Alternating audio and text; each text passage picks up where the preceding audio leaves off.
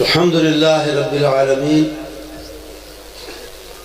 والصلاة والسلام علی سید الانبیاء واشرف المرسلین سیدنا و نبینا و حبیبنا محمد وعلى آلہ و صحبہ اجمعین اما بعد فاعوذ باللہ من الشیطان الرجیم فقد لبثت فیکم عمرا من قبلہ افلا تعقلون۔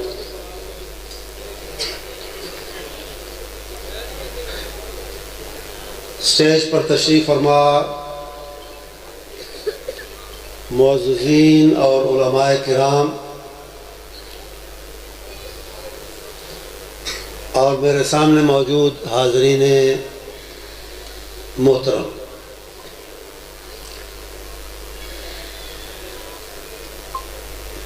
محترم جناب حافظ غلام اللہ صاحب سے میں نے پوچھا کہ آج کے اس جلسے کا کانفرنس کا موضوع کیا ہے؟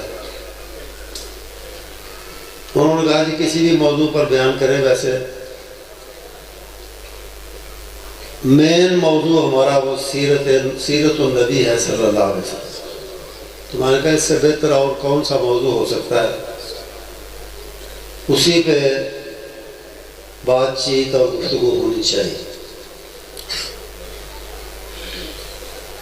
اور نبی محترم صلی اللہ علیہ وسلم کی سیرت کے اتنے مختلف پہلو ہیں کہ ان پر مفصل گفتگو، ان کا احاطہ ممکن نہیں۔ کوئی ایک دو پہلو کے بارے میں ہی بات کی جا سکتی ہے۔ تو میں سب سے پہلے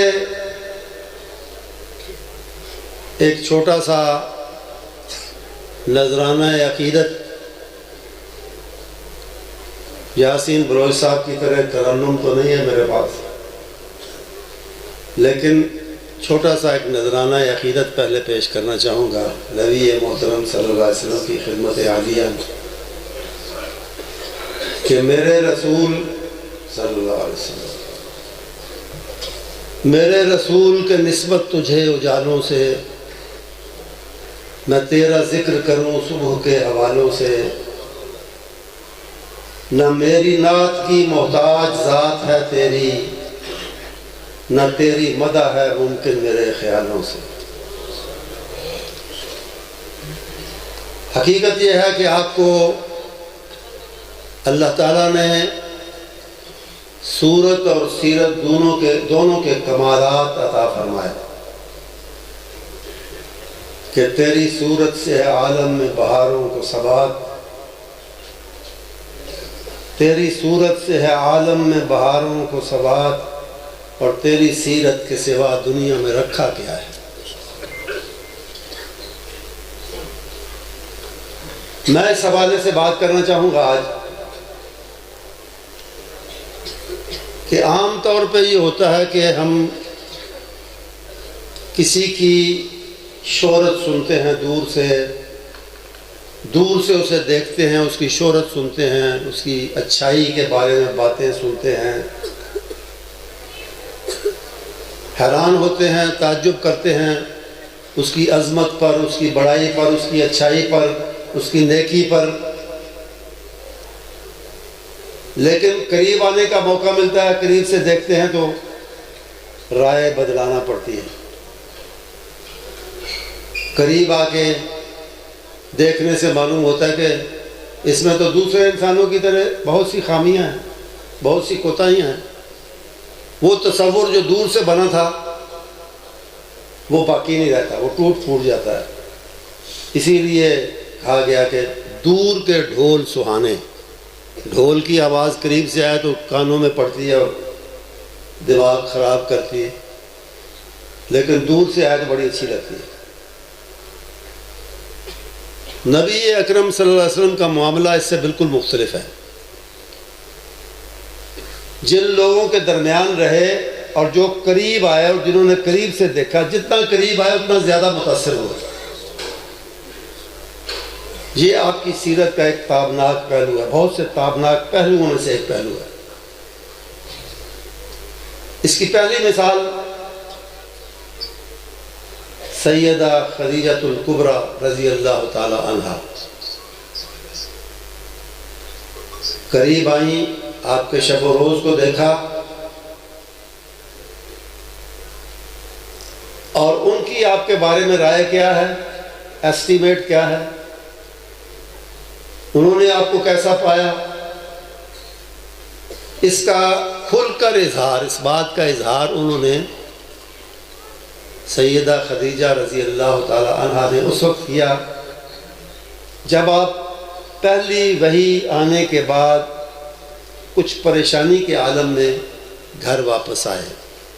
بات فطری سی تھی، قدرتی سی، حیرانی اور پریشانی اس بات پہ تھی کہ ایک دور دراز اور تنہا غار جس میں اکثر جاتا ہوں اور تنہائی میں بیٹھ کے اللہ کو یاد کرتا ہوں، اس میں اچانک ایک زندہ وجود کیسے آ گیا، کہاں سے آیا، اور پھر اس نورانی وجود کا اصرار کہ اقرا اقرا پڑھو پڑھو، اور پھر اس نے مجھے پڑھایا، حالانکہ میں پڑھا ہوا نہیں ہوں۔ یہ حیران کن بات بھی تھی، پریشانی بھی تھی۔ پریشانی اس بات کی بھی تھی کہ فرشتے کی گفتگو سے، ان کی بات سے لگتا یہ تھا کہ بہت بڑی کوئی عظیم ذمہ داری سر پر پڑنے والی ہے، اس کو کیسے ادا کروں گا، کیا ہوگا۔ اس پریشانی کے عالم میں آئے تو آپ کی انیسہ، آپ کی دلدار اور دل نواز اس خاتون نے، جن کی عظمت کو سلام ہی کیا جا سکتا ہے، انہوں نے آپ کی تسلی کے لیے کچھ الفاظ کہے جو صحیح بخاری دوسری احادیث کی کتابوں میں موجود ہیں۔ ایک ایسٹیمیٹ دیا اپنا، آپ کے بارے میں اپنی رائے دی، آپ کو مطمئن کرنے کے لیے، تسلی دلانے کے لیے، دینے کے لیے کہ اِنَّكَ تَحْمِلُ الْكَلْبَ وَتَكْسِبُ الْمَعْدُومَ وَتُقْرِئُ الضَّيْفَ وَتُعِينُ عَلَى نَوَائِبِ الْحَقِّ، کہ آپ تو اپنا نہیں دوسروں کا بوجھ اٹھانے والے ہیں، ناداروں، غریبوں، مسکینوں کے لیے کماتے آپ ہیں، کھاتے وہ ہیں، اپنی کمائی میں سے ان کا حصہ نکالتے ہیں، مہمان نواز بھی ہیں، اور مصیبت زدگان کی آگے بڑھ کے مدد کرتے ہیں۔ یہ آپ کی خصوصیات اس شخصیت نے بیان کی جنہوں نے بہت قریب سے آپ کو دیکھا۔ دوسری مثال ایک اور ام المومنین میں سے، امہات المومنین میں سے ایک اور ہماری ماں سیدہ عائشہ صدیقہ رضی اللہ تعالی عنہا کی ہے۔ انہوں نے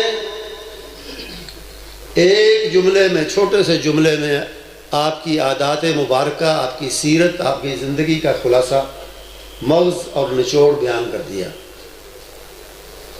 پوچھنے والے نے پوچھا، وہ آپ کا عزیز تھا بھانجا،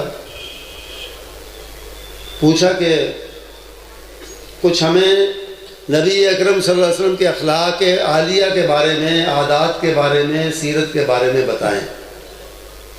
عائشہ صدیقہ رضی اللہ تعالی عنہا نے جواب دینے کے لیے الٹا سوال کیا کہ اما تقرؤ القرآن، مجھ سے پوچھنے والے تم نے قرآن نہیں پڑھا؟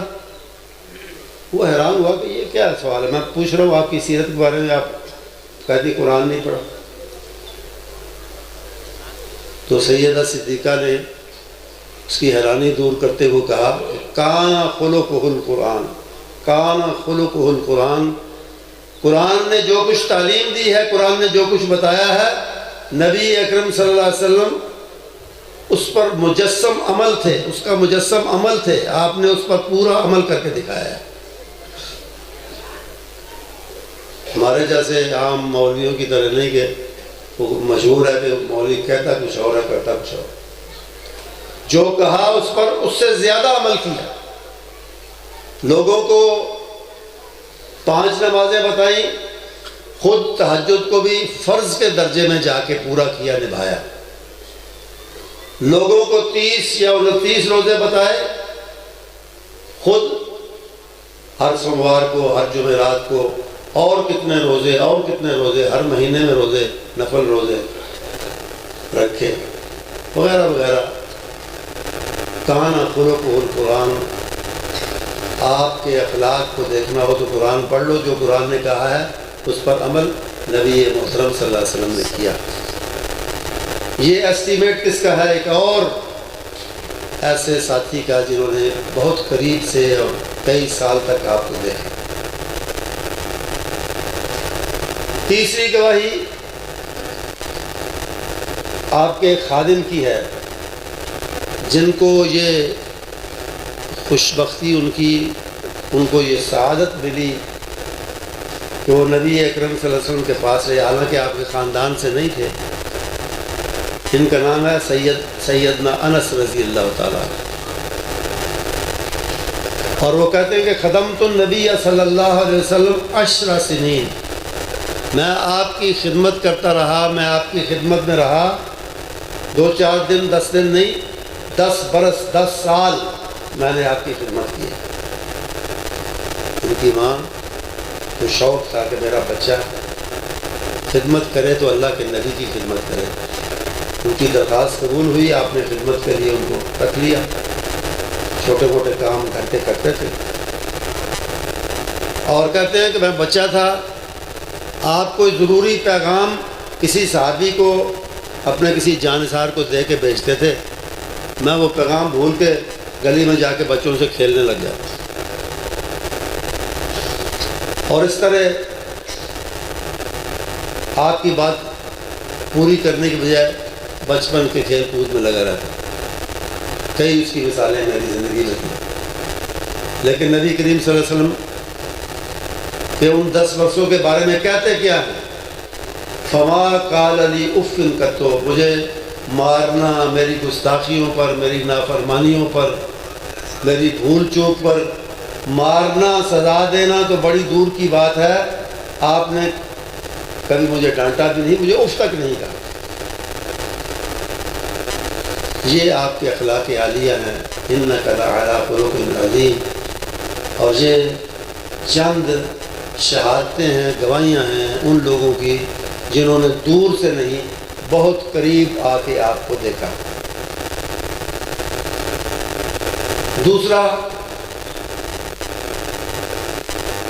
دوسری بات، اپنے رشتہ داروں سے، عزیزوں سے، قریبیوں سے، دوستوں سے، احباب سے ہر کوئی اچھی طرح پیش آ سکتا ہے، ان سے اچھا سلوک کر سکتا ہے، لیکن دشمنوں کو نہ صرف زیادتی کرنے والے دشمنوں، نہ صرف معاف کرنا بلکہ ان سے حسن سلوک کرنا، ان کو اعزاز و اکرام سے نوازنا، یہ اونچے کردار والوں کی بات ہے، چھوٹے کردار والے ایسا نہیں کر سکتے۔ تو دوسرا حوالہ جس سے میں بات کروں گا وہ یہی ہے کہ آپ نے اپنے دشمنوں کو، اپنے بدخواہوں کو، اپنے سے بدسلوکی کرنے والوں کو نہ صرف یہ کہ معاف کیا، ان کی زیادتیوں کو نظر انداز فرمایا، بلکہ انہیں عزت سے نوازا، ان کے مقام کو اونچا اور بلند کیا۔ کسی نے کہا نا کہ دشمنوں کو بھی دعاؤں سے نوازا تو نے، دشمنوں کو بھی دعاؤں سے نوازا تو نے، دوستوں تک ہی نہ محدود رہا تیرا کرم، خود ہے قرآن میں اللہ ثنا خواں تیرا، کیا کوئی اور کرے گا تیری توصیف رقم۔ اور اس کی بھی بہت سی مثالیں ہیں۔ آپ کی زندگی میں ایک بڑا اہم اور شاندار موڑ اور موقع وہ تھا جسے فتح مکہ کے نام سے یاد کیا جاتا ہے۔ کہ تقریباً 8 سال پہلے جو شخصیت صرف ایک یار غار، صرف ایک رفیق سفر کے ساتھ نکلے تھے، نکالے گئے تھے گھر سے، شہر سے، وطن سے، وہ اسی وطن، اسی شہر میں 8 سال کے بعد اس حال میں واپس آتے ہیں کہ 1 نہیں، 2 نہیں، 10 نہیں، 20 نہیں، 10,000 جانثار ان کے ساتھ ہیں، اور جنگیں مسلط کرنے والے، ظلم و ستم کرنے والے، شہر سے نکالنے والے، وہ مفتوح اور سرنگوں ہو کر سامنے موجود ہیں۔ لیکن جب یہ فاتح، یہ عظیم فاتح شہر فتح ہونے کے بعد شہر میں داخل ہوتے ہیں تو حالت کیا ہے؟ گردن اکڑی ہوئی ہے؟ نہیں۔ سینہ تنا ہوا ہے؟ نہیں۔ گردن اتنی جھکی ہوئی ہے رب کے سامنے کہ سواری کی لگام کے ساتھ جا کے لگ رہی ہے، اور زبان پہ حمد کے ترانے ہیں، الحمدللہ الذی نصر عبدہ وانجز وعدہ وہزم الاحزاب وحدہ۔ تعریف میری نہیں، میری قیادت کی نہیں، میری جرنیلی کی اور جنگی صلاحیت کی نہیں، تعریف میرے ساتھیوں کے تیروں، تلواروں اور نیزوں کی نہیں، ان کے قوت بازو کی نہیں، تعریف اس رب کی جس نے جو وعدہ مجھ سے کیا تھا پورا کیا، اور اس اکیلے ہزم الاحزاب وحدہ، اس اکیلے رب نے اس بڑے لشکر کو، دشمن کو تہس نہس کیا ہے اور ہمیں کامیابی عطا فرمائی۔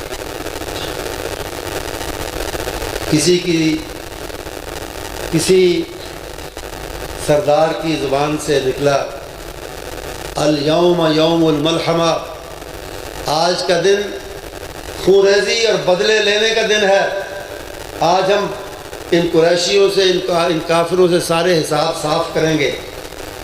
آپ نے فرمایا اس کو قیادت سے ہٹا دو، اس سے جھنڈا لے لو، آج امن کا دن ہے، الیوم یوم بر و وفا، آج تو نیکی کرنے کا دن ہے، بدلے لینے کا دن نہیں ہے، وفا کا دن ہے، بے وفائی کا دن نہیں ہے۔ اور پھر ابو سفیان جیسے دشمن، آج ہم ان کو بھی رضی اللہ تعالیٰ عنہ کہتے ہیں، ہمیں کہنا بھی چاہیے، لیکن اس سے پہلے کیا تھا؟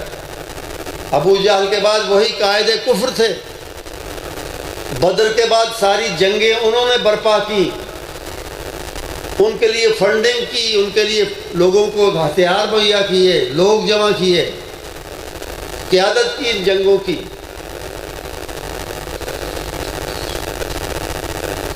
ان کو تو سزا ملنی چاہیے تھی، اور بہت بڑی سزا ملنی چاہیے تھی ساری عداوت کی، مخالفتوں کی، جنگوں کی، لیکن ہوا کیا؟ اعلان کیا ہوا، من دخل دار ابی سفیان کان آمنا، ابو سفیان کو بھی امن ہے، ابو سفیان کے لیے بھی امان ہے، اس کو بھی معافی ہے، اور جو بڑے سے بڑا دشمن اس کے گھر میں داخل ہو جائے گا، اس کی دہلیز پہ کے اندر دہلیز پار کرے گا، اس کو بھی معافی مل جائے گی۔ یہ ان کا اعزاز تھا، یہ ان کا اکرام تھا، یہ ان کی عزت تھی، کس کی؟ سب سے بڑے دشمن۔ اور ایک اور تھا، دشمن کا دشمن بیٹا، ابو جہل جیسے دشمن اسلام اور دشمن نبی، ان کا بیٹا، اس کا بیٹا اکرمہ، اس نے سوچا سب کو معافی مل سکتی ہے، مجھے نہیں مل سکتی، میرے سر پر اپنے جرائم بھی ہیں، اپنے باپ کے جرائم بھی ہیں۔ وہ کھسک گیا، نکل گیا، شہر سے بھاگ گیا۔ آپ نے اسے واپس بلوایا، اس کی بیوی کی درخواست ہے، واپس بلوایا، اور جب وہ آیا تو تاریخ بتاتی ہے کہ آپ مجلس میں بیٹھے ہوئے تھے، تیزی سے اٹھ کر آگے بڑھ کر اس کا استقبال کیا، دشمن کا، اس تیزی سے اٹھے کہ کندھوں پہ جو چادر تھی وہ زمین پہ گر گئی۔ نعرہ تکبیر، شان مصطفیٰ، عظمت مصطفیٰ، اور زبان پر الفاظ کیا تھے؟ مرحبا بالراکب المہاجر، مرحبا بالراکب المہاجر، تو ہمیں چھوڑ کے دور چلے جانے والے کہاں گئے تھے؟ ہم تو تیرے انتظار میں یہاں بیٹھے ہیں، تجھے مرحبا کہنے کے لیے بیٹھے۔ یہ تھا آپ کا سلوک، کس سے؟ اپنے دشمنوں سے، شدید ترین دشمنوں سے۔ اور پھر وہ بھی آیا جس نے بہت ہی دکھایا تھا آپ کے دل کو، بہت ہی دکھایا تھا جنگ احد کے موقع پہ۔ اس کا نام ہے وحشی، اور اس نے سید الشہداء حضرت حمزہ رضی اللہ تعالیٰ عنہ کو شہید کیا، دودھ سے ایک ہتھیار ہے۔ اور سید الشہداء سے آپ کا رشتہ اور تعلق کیا تھا؟ سب جانتے ہیں وہ آپ کے چچا تھے، لیکن کم لوگ جانتے ہیں کہ وہ چچا ہونے کے ساتھ آپ کے خالہ زاد بھائی بھی تھے۔ آپ کے دادا عبد المطلب نے ایک شادی کی تھی آپ کی والدہ آمنہ کی ایک کزن سے، وہ حضرت حمزہ کی والدہ تھی، تو خالہ زاد اس طرح بنتے تھے۔ پھر عمر میں تھوڑا فرق تھا، اس لیے وہ آپ کے بڑے پکے دوست بھی تھے، دوستانہ تعلق بھی ان کے ساتھ تھا۔ اور سب سے بڑی بات، وہ آپ کے جانثار تھے، آپ کے دین کے جانثار تھے۔ یہ سارے تعلقات، اور ان تعلقات کے ہوتے ہوئے میں وحشی کی طرف پھر آؤں گا، اس کے قاتل کی طرف، آپ کے قاتل کی طرف۔ احد کی بات کر رہا ہوں، تاریخ میں لکھا ہے اور بعض تفسیروں میں بھی ہے کہ جب سیدنا شہداء کو، سیدنا حمزہ سید الشہداء کو شہید کیا گیا، اور شہید کرنے کے بعد ہند نے، جو اسی ابو سفیان کی بیوی تھی، اس کو بھی معافی مل گئی بعد میں، وہ بعد کی بات ہے، تو ہند نے جوش انتقام میں کہ اس نے ہمارے بدل میں ہمارے عزیزوں کو قتل کیا تھا، اس نے آپ کے پیٹ کو چاک کیا، سینے کو چھلنی کیا، اعضائے رئیسہ، دل، جگر وغیرہ نے جوش کچا چلا۔ تو جب آپ نے اپنے پیارے چچا اور دوست اور بھائی کی لاش کی یہ حالت دیکھی، تو بعض تفسیروں نے، اہل تفسیر نے لکھا ہے کہ آپ نے غصے میں، انتقام کے جذبات، اللہ کے نبی تھے لیکن بشر تو تھے، بشری جذبات غالب آئے وقتی طور پر، تھوڑی دیر کے لیے، اور آپ نے فرمایا کہ اگر مجھے موقع ملا تو میں ان کافروں کے کم از کم 30 بندوں سے یہ سلوک کروں گا جو انہوں نے آج میرے چچا۔ بات کہنے کی دیر تھی، اوپر سے حکم آ گیا، آیات آ گئیں، وَإِنْ عَاقَبْتُمْ فَعَاقِبُوا بِمِثْلِ مَا عُوقِبْتُمْ بِهِ، اگر انتقام لینا ہے تو اسی حد تک لے سکتے ہو جس حد تک تم پر زیادتی ہوئی، اس سے زیادہ نہیں، ایک کے بدلے 30 نہیں، ایک کے بدلے ایک ہوتا ہے۔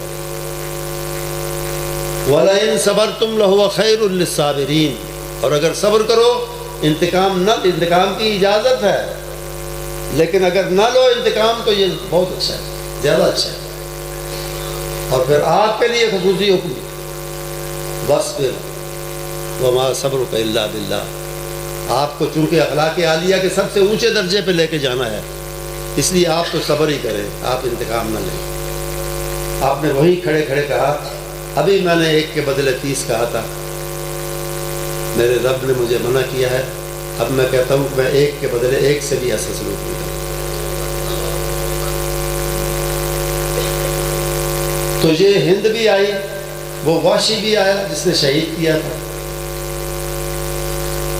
ہند کو بھی معافی ملی۔ کتنا بڑا جرم تھا، شہید کرانے والی یہی تھی، اس نے معاوضے پر وحشی کو انگیج کیا تھا، لیا تھا اور اسے انعام دیا تھا، اس کا جرم بھی معاف ہوا۔ وحشی کو آپ نے صرف اتنا کہا، وہی بشری جذبات، آپ نے کہا کہ پہلے وہ آیا منہ لپیٹا ہوا، آپ کی مجلس میں بیٹھا اور جیسے کوئی عام بندہ مسئلہ پوچھتا ہے کہ جی میں نے پوچھنا ہے، کیا پوچھنا ہے؟ آپ کا دین کو قبول کر لے اور اپنے جرم سے معافی طلب کرے اور جرم اس کا بہت بڑا ہو تو پھر بھی اسے معافی مل سکتی ہے، آپ نے کہا مل سکتی ہے۔ الاسلام و یہدم ما کان قبلہ، اسلام لانے سے گناہ ویسے ہی معاف ہو جاتا ہے، اگر معافی باقاعدہ کو طلب کرے یا اللہ سے مانگے تو مل جاتی ہے۔ تو پھر اس نے کہا کہ خواہ وہ آپ کے چچا کا قاتل ہو تو آپ نے کہا واشی ہو، وہ لپیٹا ہوا تو اس نے کہا جی واشی۔ آپ نے کہا ٹھیک ہے تمہیں معافی ہے، ایک مہربانی مجھ پر کرنا، میری مجلس میں آؤ تو میرے سامنے نہ بیٹھنا، مجھے اپنا چچا یاد آ جائے گا۔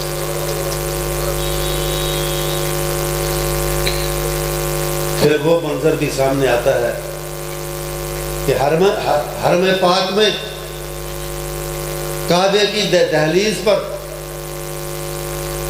کعبے کے دروازے میں آپ تشریف فرما ہے اور سامنے سب وہ موجود ہیں جن میں پتھر مارنے والے، پتھر پھینکنے والے بھی ہیں، راہ میں کانٹے بچھانے والے بھی ہیں، گالیاں دینے والے بھی ہیں، دشنام ترازی، بہتان ترازی کرنے والے بھی ہیں، جنگیں مسلط کرنے والے بھی ہیں، آپ کے پیارے ساتھیوں کو شہید کرنے والے بھی ہیں، آپ کے خود آپ کو زخمی کر کے آپ کے دانت مبارک اور سر کو زخمی کرنے والے بھی ہیں، سب موجود ہیں، مجرموں کی طرح سر جھکائے ہوئے، گردنیں جھکائے ہوئے موجود ہیں۔ آپ نے ایک ہی سوال کیا کہ آج مجھ سے کیسے سلوک کی توقع ہے تمہیں؟ انہیں کہنا پڑا کہ ابن کریم، اخن کریم، اخن کریم وابن اخن کریم، آپ خود بھی بڑے اچھے اور کریمانہ اخلاق کے مالک ہیں اور آپ کا خاندان بھی بڑا اچھا ہے، کہنا پڑا اس سے۔ اتنا سننا تھا، اتنے سننے کی دیر تھی، آپ نے فرمایا انطلقوا فانتم الطلقاء، چلے جاؤ، میں سزا دینا تو بڑی دور کی بات ہے، تمہیں ملامت بھی نہیں کرتا، تمہیں یاد بھی نہیں دلانا چاہتا کہ میرے ساتھ، میرے ساتھیوں کے ساتھ کیا کیا کرتے تھے، میں یاد بھی نہیں دلانا چاہتا۔ اور پھر ایک اور واقعہ ہوا جو آپ کی سیرت میں ایک نگینے کی طرح، بہت سے واقعات ہیں چمکدار اور تابدار، لیکن یہ واقعہ مجھے ان واقعات میں سے جو مجھے بہت اچھے لگتے ہیں۔ حضرت علی رضی اللہ تعالیٰ وہ آگے بڑھے، آپ کی خدمت میں آئے۔ کون علی؟ آپ کے چچیرے بھائی، آپ کے لے پالک، آپ کے داماد، آپ کے جانثار، آپ کے دوست، آپ کے عزیز۔ اور ایک درخواست کی بظاہر چھوٹی سی معصومانہ سی درخواست کیا تھی؟ اجمع لنا الحجابۃ والسقایا۔ قریش کے مختلف قبیلوں میں، مختلف خاندانوں میں زائرین اور حاجیوں کی خدمت کے لیے محکمے تقسیم تھے، خدمات کی تقسیم کار تھی، اور نبی کریم صلی اللہ علیہ وسلم سے خاندان بنو ہاشم کی ڈیوٹی حاجیوں کو پانی پلانے کی تھی، ان کے پانی کا انتظام کرنے کی، سکایا اس کو کہتے ہیں۔ ایک اور خاندان تھا بنو شیبہ، اس کے پاس ڈیوٹی تھی حجابہ، اور حجابہ کہتے ہیں کلید برداری یا لفظی معنی ہے حفاظت، دروازے کی حجاب، دروازے کی حفاظت، گیٹ کی حفاظت، گیٹ کیپر۔ چابی تھی ان کے پاس، اس خاندان میں چابی ہوتی تھی کعبے کی، وہی کھول، انہی کا بندہ، کوئی سینئر بندہ آ کے کھولتا۔ اور اب تک ایسا ہے، میں آگے تھوڑا سا عرض کروں گا۔ تو انہوں نے کہا کہ اجمع لنا الحجابۃ والسقایا، ہمارے پاس پانی پلانے کی خدمت ہے، آج سب کچھ ہمارا ہے، ہم فاتح ہیں، چابی بھی آپ کے پاس موجود ہے، آپ یہ چابی مجھے دے دیں تاکہ یہ عزت جو ہے کعبے کی خرید برداری یہ بھی ہمارے خاندان میں آ جائے۔ آپ نے جواب نہیں دیا، خاموش رہے، کچھ چند لمحے، چند ثانیے خاموشی کے گزرے، اور پھر آپ نے فرمایا کہ اینا عثمان ابن طلحہ، عثمان بن طلحہ کہاں ہے؟ یہ کون ہے عثمان بن طلحہ جو اس وقت یاد کیا جا رہا ہے؟ یہی ہے بنو شیبہ کا وہ بندہ جس کے پاس کعبے کی کنجی ہوا کرتی تھی، اور یہی ہے وہ جو ہجرت سے پہلے آپ کو کعبے میں داخلے سے روکا کرتا تھا۔ سب جا سکتے ہیں، محمد تم نہیں جا سکتے صلی اللہ علیہ وسلم۔ سرداروں نے منع کیا کہ اس کو نہیں جانے دیں، اور میں تمہیں ہرگز نہیں جانے دوں، پیچھے ہو جاؤ۔ کئی مرتبہ ایسا ہوا، وہ ڈرتا ہوا آیا کہ آج مجھے اپنے جرائم کی، اپنی گستاخیوں کی سزا ملے گی، اور سزا ہی کے لیے مجھے بلایا جا رہا ہے۔ لیکن یہ تو رحمت للعالمین تھے، یہ تو اخلاق عالیہ کا مجسم اور سب سے بہتر اور سب سے اعلیٰ نمونہ تھے۔ انہوں نے کیا کہا اور کیا فرمایا اور کیا کیا؟ چابی ہاتھ میں تھی، آپ نے ہاتھ آگے کر کے کہا کہ خذ مفتاحک یا عثمان، خذ مفتاحک یا عثمان، اپنی چابی لے لو، ولا ينتهب منك الا ظالم، اور جو تم سے لے گا وہ ظالم ہوگا۔ یہ الفاظ بھی آپ نے فرمایا۔ کس کو سنائے؟ اللہ بہتر جانتا، لیکن ان الفاظ کی گونج صدیاں بیت گئیں، ان الفاظ کی گونج آج تک لوگوں کے کانوں میں موجود ہے، اور اسی آواز کا، اسی جملے کا، اسی آپ کے فکرے کا، اسی آپ کے چند الفاظ کا یہ نتیجہ ہے کہ آج سعودی بادشاہ نے بھی کعبے کے اندر جانا ہو تو وہ انتظار کرتا ہے کہ بنو شیبہ کا بندہ کب آئے گا اور دروازہ کھولے۔ تحدیثاً بنعمت اللہ، اللہ کی نعمت کا ذکر کرتے ہوئے میں کہوں گا کہ میرا تو اس میں کمال نہیں، میں کیا ہوں، کیا ہوں، میری حیثیت کیا ہے، لیکن جماعت کی برکت سے، صرف جماعت کی برکت سے مجھے 4 دفعہ کعبے کے اندر جانے کی سعادت اور موقع ملا۔ لیکن ہوتا یہی ہے کہ اس کا انتظار کرنا پڑتا ہے۔ ایک دفعہ مجھے یاد ہے، ہمیں لے کے گئے، گروپ تھا ہمارا، مختلف ملکوں کے لوگ، تو کہ جی آپ کو کعبے کے اندر لے کے جائیں گے، حرم میں لا کے بٹھا دیا۔ فجر کے بعد بیٹھے ہیں، اشراق کا ٹائم ہو گیا، بیٹھے ہیں، اشراق کے بعد اور کوئی پون گھنٹہ بلکہ گھنٹہ گزر گیا، بیٹھے ہیں۔ میرے ساتھ انگلینڈ سے آئے ہوئے پارلیمنٹ کے ایک ممبر تھے، جیسے ہم اپنے سینٹ کو کہتے ہیں جی ایوان بالا، تو وہاں ایک عام پارلیمنٹ ہے، ایک ہاؤس آف لارڈز ہے ایوان بالا، اس کے رکن تھے، وہ پاکستانی اوریجن کے ہیں، یہاں سے چلے گئے، وہاں آباد ہوئے، وہاں بس ان کے آبا و اجداد، باپ یا دادا، اور وہ وہاں کی سیاست میں آئے اور پھر وہ ہاؤس آف لارڈز کے ممبر ہوئے۔ وہ میرے ساتھ بیٹھے تھے، وہ کہنے لگے کہ مجھے واش روم جانے کی حاجت ہے، تو لیکن میں اٹھوں گا نہیں، پتہ نہیں بابا وہ کس وقت آ جائے، لاٹھی ٹیکتے ہوئے، چابی والا بابا، تو وہ کھولے گا دروازہ، میں پیچھے نہ رہ جاؤں۔ میں نے کہا لاٹ صاحب آپ کی تو نماز نہیں، اندر جا کے جو نفل پڑھنے نماز، آپ کی نماز ہی نہیں ہوگی، آپ کو اگر حاجت ہے پیشاب وغیرہ۔ انہوں نے کہا میں جاؤں گا، میں یہی بیٹھا، نماز ہو یا نہ ہو، میں نے کہا کیا کرنا خوشی حالت۔ بالآخر وہ آیا بوڑھا خدا کر کے، تو اس نے دروازہ کھولا، پھر ہم اندر گئے۔ یہ حال ہے، لا ينتظر منك الا ظالم۔ تو یہ ہیں رحمت للعالمین، جنہوں نے اپنوں سے تو خیر حسن سلوک جیسے میں نے کہا لوگ کرتے ہی ہیں، لیکن جنہوں نے دشمنوں کو بھی نواز کے، ان کو نہ صرف معافی بلکہ ان کو عزت دے کر یہ ثابت کیا کہ آپ کا کردار سب سے اونچا اور بلند اور رہتی دنیا تک کے لوگوں کے لیے نمونہ ہے۔ لقد کان لکم فی رسول اللہ اسوۃ حسنہ۔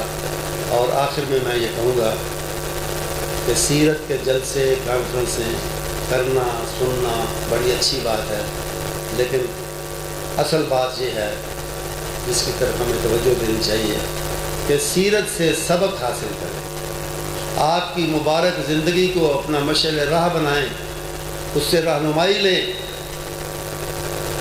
آپ جیسا نہیں ہو سکتے، لیکن آپ کے اچھے کاموں کی، اچھے اعمال کی، حسن اخلاق کی، حسن سیرت کی کچھ نہ کچھ نقل کر سکتے ہیں، اور یہی ہم سے تقاضا ہے قرآن کا اور رب العالمین کا کہ ان کنتم تحبون اللہ فاتبعونی، اتباع کرو۔ رسول اکرم صلی اللہ علیہ وسلم کا صرف ذکر پاک، ذکر مبارک نہ ہو، سیرت پر صرف جلسے نہ ہوں، بلکہ اتباع کی کوشش ہو۔ اللہ تعالی ہمیں آپ کی اتباع کر کے سچا اہل حدیث اور سچا مسلمان بننے کی توفیق عطا فرمائے۔ وآخر دعوانا